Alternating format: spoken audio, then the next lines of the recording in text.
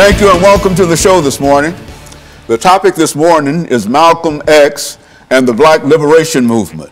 And we have to talk about Malcolm X and the Black Liberation Movement, Alana McLaughlin.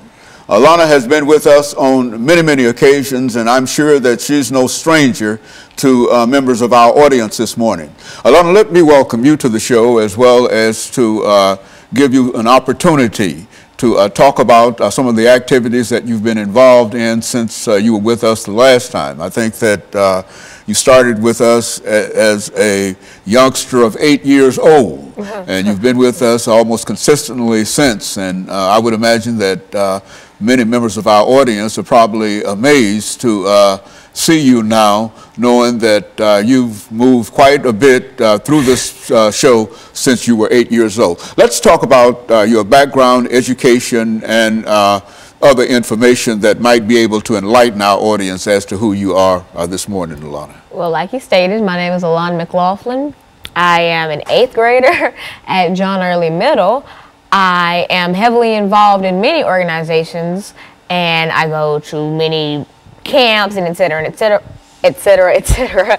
I am heavily involved in my church. My school, for instance, I was a cheerleader. I'm in the band. I was a part of the Metro Nashville Public Schools Honor Band and many other organizations of that. And like I said earlier, I'm in the band. I play trumpet and piano. And so basically, I've always had a knack for helping people, I guess, and it's fitting because my father's a nurse, and so I'm always doing community service and helping my neighborhood, like offering tutoring in the summer for some of my peers or some of my neighbors, and etc. And always trying to help the world to the best of my ability. Very good. And let's talk about some information in reference to the topic that we're dealing with, Malcolm X and the Black Liberation Movement. I think we've got about half of this segment to sort of give a foundation for the Malcolm X and the Black Liberation Movement. How would you approach that, and how are you planning on dealing with this today? Well, when you're talking about Malcolm X or the BLA, which is the Black Liberation Army, well, same thing, you really have to sit and think about how you want to approach it, because this is such a sensitive topic. For instance, I almost said Martin Luther King. Malcolm X lost his life for not the BLA, but for his views and etc. And so when we chose this topic, I really had to sit and think, how do I want to go about this? How do I want to portray a man who was loved and hated at the same time? Like, he is unlike any other civil rights leader. For instance, Martin Luther King, he always had praise, and he was known for being loving and peaceful. Malcolm X was the polar opposite. He was known for his eccentric personality and diverting to violence when talking it out wouldn't work. And so it took a lot, and it took a lot of patience and really sitting down and deciding, how do I want to go about this? How do I want to portray a man who was crazily brilliant? And I finally figured out that I'm going to portray him to the best of my ability, and I'm going to praise him when praise is due, and I'm going to point out some of the faults that he had, because there were many. And in talking about the Black Liberation Army, I'm going to give the blunt truth about the bombings and the killings that they did, and that's the only way I can go about it, really. And so you've got quite a bit of information. What about Malcolm X? Who was Malcolm X in terms of, I know that many people talk about his autobiography, the autobiography of Malcolm X, but give us some little information over the next couple of minutes in terms of his background. Malcolm X, born Malcolm Little in 1926. He was a husband, a father, a minister, a civil rights activist, a deeply religious man, but also a man who had, who wanted things to go his way. Like, for instance, in 1946, the first time he was ever arrested, he went to jail for larceny and for breaking and entering. And this is when Malcolm X, when Malcolm Little at the time really discovered himself, and he decided that he was going to make an impact on the world, and believe me, he did. He's one of the most influential figures in American and African American history to this day, years and years after his death. And so in dealing with Malcolm X, and you use the name Malcolm Little, that's his birth name, which was his birth name before he became Malcolm X. Why did he decide, over the next half minute, why did he decide to change his name from Little to and put the X behind his name? I don't know the exact reason of why, but if you're wanting to become a strong and you want someone to respect you, a name like Malcolm Little isn't going to get you far. Okay. So I can see why he changed it. Okay, so what we'll do, we'll take this first commercial break, and we'll be back with our audience following this very, very short commercial break.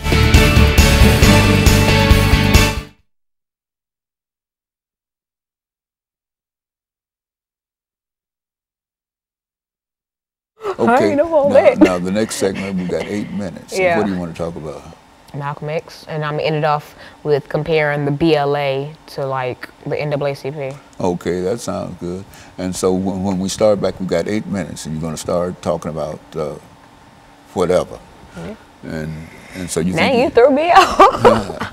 Call me off guard. Well, no, but it's okay. You cool. Okay, but now you got. You ready for the second segment, huh?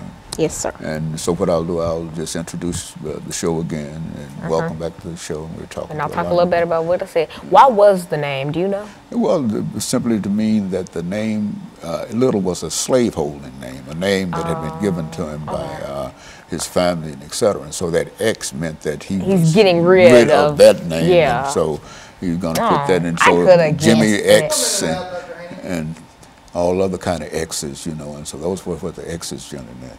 Oh, okay. He's got a book out called The Autobiography of Malcolm X. And his daughter, Isaiah, I know I didn't pronounce that right, but he has 5 kids. Okay, save all that for the show now, because if you got that kind of information. I ain't going to say her name, I'm going to say he got 5 kids. Like $3.02. Oh, yeah? Yep. So when he was assassinated, a lot of folks. His daughter was there to witness his assassination. His second child. Yeah, you want to talk about the assassination? Or something. Well, I'm going to say his.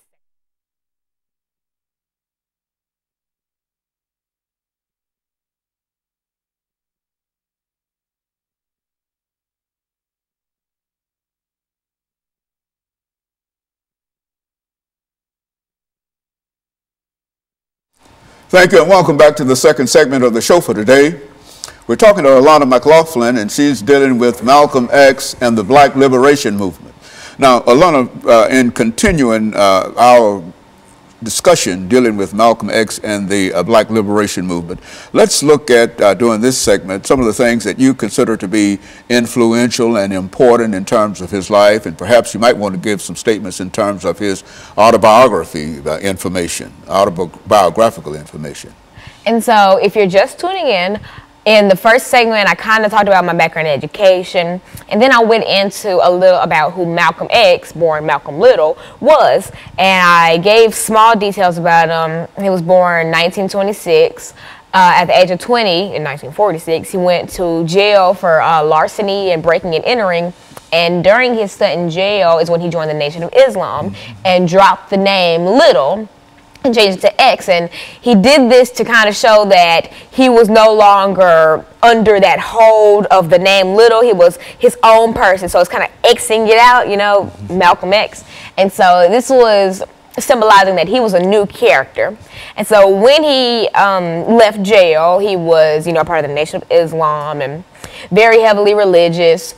And then he decided to really get into Black rights. Now, not for instance, but something I should bring up is that despite, it's a common myth that Martin Luther King and Malcolm X did not like each other. This is totally false. Dr. King, when Malcolm X was assassinated, in a telegram to his wife, or his widow, Betty Shabazz, he even said, even though me and Malcolm didn't always see eye to eye, he still had lots of love and respect for him and thought he was a courageous and a very smart man.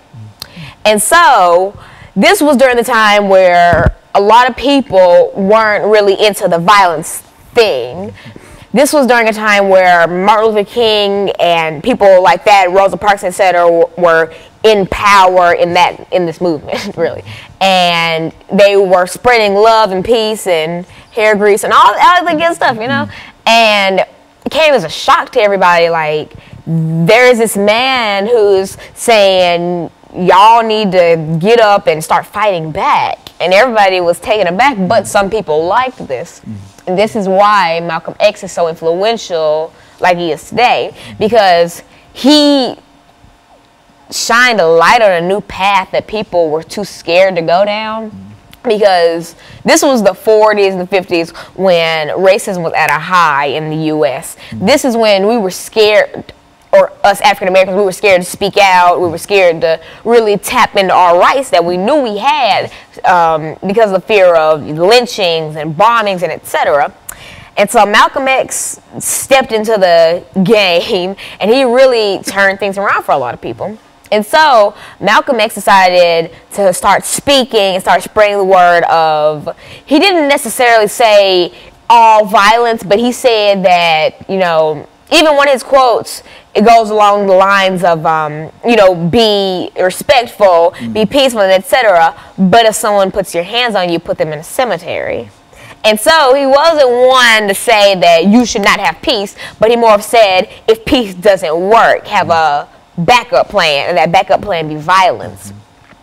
And so, and this really, really, really made him notorious, and it also put his life in danger. For instance, Malcolm X was doing an interview with Ebony magazine, and you're probably familiar with this cover. It's when he's holding a rifle and he's peering out of a window. And he did this because the Nation of Islam was out to kill him. And he even said this in interviews, so I'm not just going off of this. Like, the Nation of Islam really wanted to kill this man.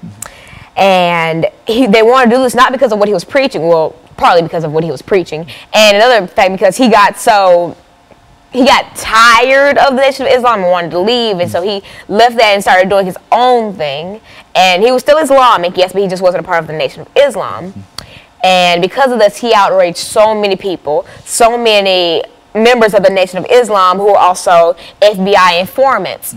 And mind you, they were already looking at Malcolm X because since he was preaching all this violence and stuff, when stuff would go down with white police officers and etc., of course he would be a prime suspect. Why? Because if he's preaching this stuff, he's probably doing it. And so the U.S. government and the NYPD already had his eyes on him. Already had their eyes on him. And with the Nation of Islam being out for his head, it just made a world of trouble. For instance, Martin Luther King, Malcolm X's car was bombed. I think it was about a week before his assassination. I think a couple of days before his assassination, his house was set on fire.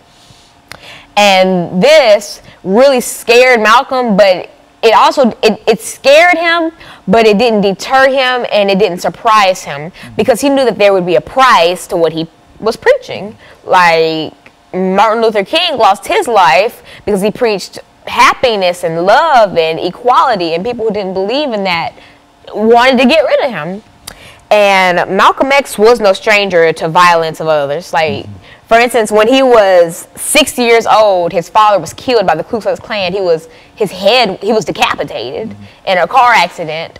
And his mother, a few years afterwards, had to be put into a mental hospital because she went crazy after the death of Malcolm's father.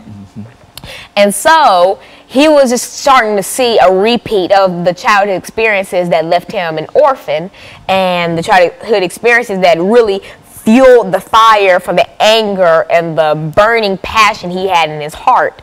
And so this made him have a whole new outlook on everything that people were doing to him. And that's what really formed the grit that we all know as Malcolm X.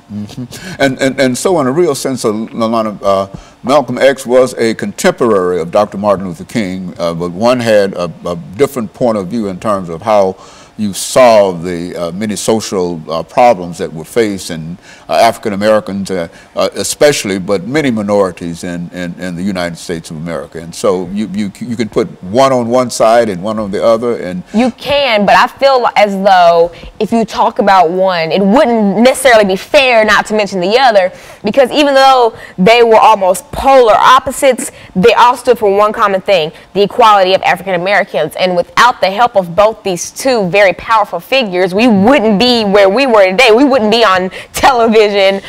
You and I wouldn't have the freedom that we have right now. And so I think you always have to bring up one when you speak of the other, only to be fair, I guess, because you have to really show both sides of the spectrum. You can't talk about peace for black people without talking about the people who wanted violence for black people, because you may not think it, but they do coincide. Amen. And we amen that, because it's time for our second commercial break, and we'll be back with our audience following this very, very short commercial break.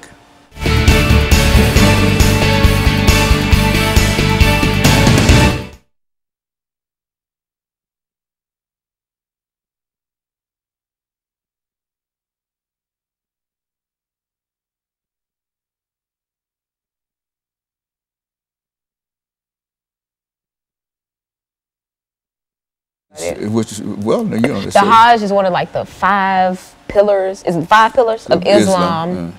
I can't name the other ones, but I know that he completed the Hajj, and it's what he went to Mecca. He went to Mecca, and it's, well, I can talk about it a little bit. I can talk about what the Hajj was, and how he did it, and how it influenced. It had an impact upon him, and etc. Yeah, and how he joined like Sun Islam.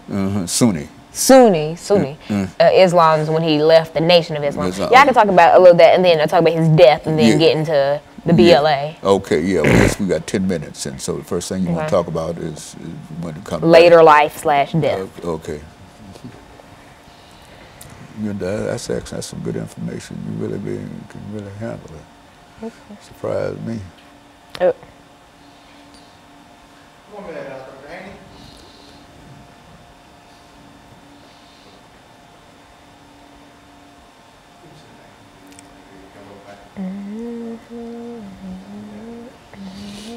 Yeah, this is good. That's good information. You're doing an excellent job in reference to this.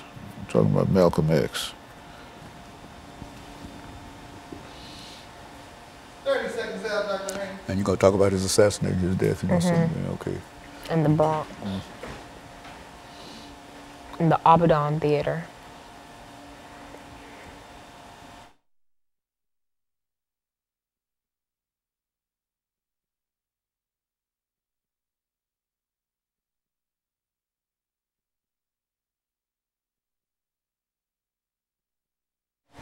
Thank you, and welcome back to the final segment of the show for today. We're talking to Alana McLaughlin, and she's given us some information in reference to Malcolm X and the Black Liberation Movement. Alana, I think the information that you've given so far has really been encouraging in terms of trying to highlight the life and activities of one of the most important individuals dealing with the Black Liberation Movement. I think you've also given us information in reference to Dr. Martin Luther King and others, and that kind of information. So let's see if we can devote this last segment. We've got about 10 minutes to the life and the death and the latter period dealing with Malcolm X, and to try to get in as much information as you care to give us in reference to that, so that our audience can have a better understanding of his activities. All right, if you're just tuning in the first 2 segments we talked about Malcolm Little, better known as Malcolm X's background, and him joining the Nation of Islam, leaving the Nation of Islam, joining Sunni Islams, and then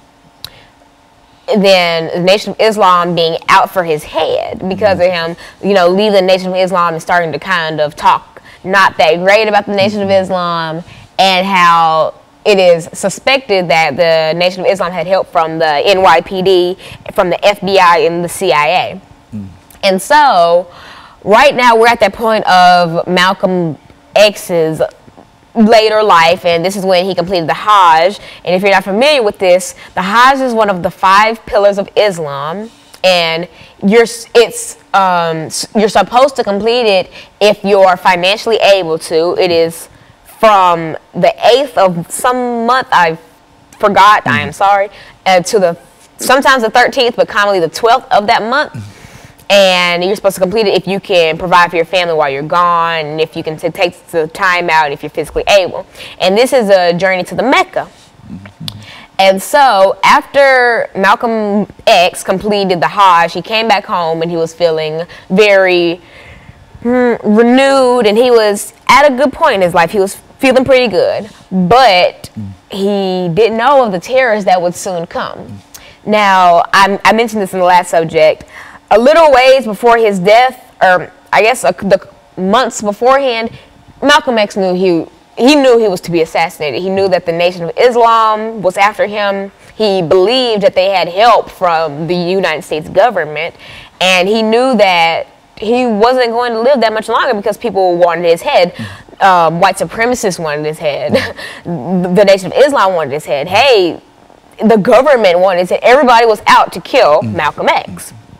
And so a couple weeks, I guess about a month before, he was giving an interview to a news station where he basically said, yes, the Nation of Islam is out to kill me. And he told radio stations this, and he let it be known that they were trying to kill him. And Ebony, the magazine, caught wind of this. They decided, let's dramatize this whole situation by getting him in Ebony. And this resulted in the famous Ebony photo shoot with Malcolm X and Ebony that resulted in the photo where Malcolm X is holding a rifle and he's peering out of a window. And in talking to Ebony, he was basically saying how he would always defend his family and stuff, hence why he was posed with the rifle and, peering out of a window. And this really added a lot of fuel or gas to the fire. And this resulted in his car being bombed and his house being set on fire. And then finally, when Malcolm X was preparing for a speech on Pan-Africanism and black superiority, he was preparing in the Abaddon Theater, which was packed with 400 people, and himself, so I guess 401. And somebody yelled a racial slur towards black people, "Get out of my pocket." So I'm guessing that a black person was in somebody's pocket. I don't really know what the meaning behind that was. But anyway, some of the security guards at the Abaddon Theater in the Bronx were trying to break it up when out of nowhere, people started shooting, and they eventually got Malcolm X. And there are many conspiracy theories about who killed him or why. For instance, the 3 men that were charged, one confessed, but he also signed papers that said that that the other 2 were innocent. And the other 2 spent life in jail, but that one who signed the affidavit saying they were innocent, he got out on bail in 2009, I think, and maintained his innocence up until his death in August of 2009. And so, we truly don't know who killed Malcolm X, but we do know that he was shot 21 times, ranging from his shoulders, his torso, upper area, lower body, 21 gunshots. And if you look up photos from that day in the Abaddon Theater, there's chairs knocked over, there's gunshots everywhere, there's bullet holes everywhere. And so it is truly, if you look up photos of Malcolm X, you're bound to see the Ebony cover and you're bound to see the Abaddon Theater photo. But another thing that people find really weird is they couldn't really search the crime scene because the police covered it up so quick. The police cleaned up the crime scene like that after Malcolm X, both, was assassinated. And people find that very weird. And so conspiracy theories range from saying the CIA did it, the NYPD did it, Elijah Muhammad of the Nation of Islam did it, the Nation of Islam did it, a lot of intelligence did it. And so we will never truly know, but we do know that the Nation of Islam was no stranger, and they didn't even try to say that they were innocent in it. Everyone knew that the Nation of Islam was out for his head, but they never naturally confessed to it. But in an interview a little after Elijah Muhammad's death, or no, after Malcolm X's death, Elijah Muhammad of the Nation of Islam, he said, Malcolm Little got what he preached. And then he said, I'm not saying I had any involvement with it, but it's not hard to see that somebody killed him. And when you do think about it, it's a tragedy, yes, but I feel as though if you're preaching controversy, someone's going to try to end that. And, you know, back when Martin Luther King was preaching about equality and stuff, that was considered controversy. Why? Because we lived in a country, and especially in the South, we lived in a part where equality wasn't a thing. No one believed in equality. The founding fathers didn't, and the people of that day didn't. And so you're preaching about something that's so wild, and someone was fed up with that, and so someone decided to end Martin Luther King. And so basically you just how do I explain this? You just have to really decide if you're going to be a martyr for a cause. You really have to decide, is this what you want to give your life for?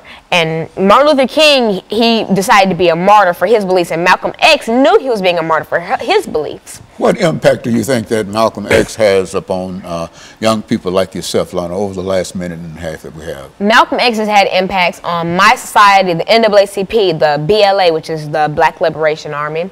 He's had impacts on civil rights leaders. He's had impacts on everybody. You may not agree with what he preaches, but even if you don't agree with it, he's still impacting you because you're thinking about it. And he's been in magazines and etc., and he's always praised commonly for his beliefs, but a good deal of the time he's praised not for his beliefs, but for his courage and his strength and his mind, because he was crazy, but he was crazy smart. He knew how to articulate his beliefs and how to share his thoughts, and it may not have been correct to you, but you can't say that he didn't say it pretty well. And so he always knew the right words to use, and he knew exactly what to say. And so Malcolm X, he's shaped our society. He's helped give black people the equality that we yearned for, and that we worked hard for, and that we deserved. And without him and people like him, I don't think we would be in the spot that we are today. And Lana, let me say during this last 30 seconds that we have here that we can certainly appreciate the information that you have dealing with Malcolm X, and that the information put Malcolm X in a very important category. And I would encourage others to listen to what you have to say. And we'll be back with our audience next week. And we encourage you to tune in again next week for another informative edition of Comments. Thank you and good morning.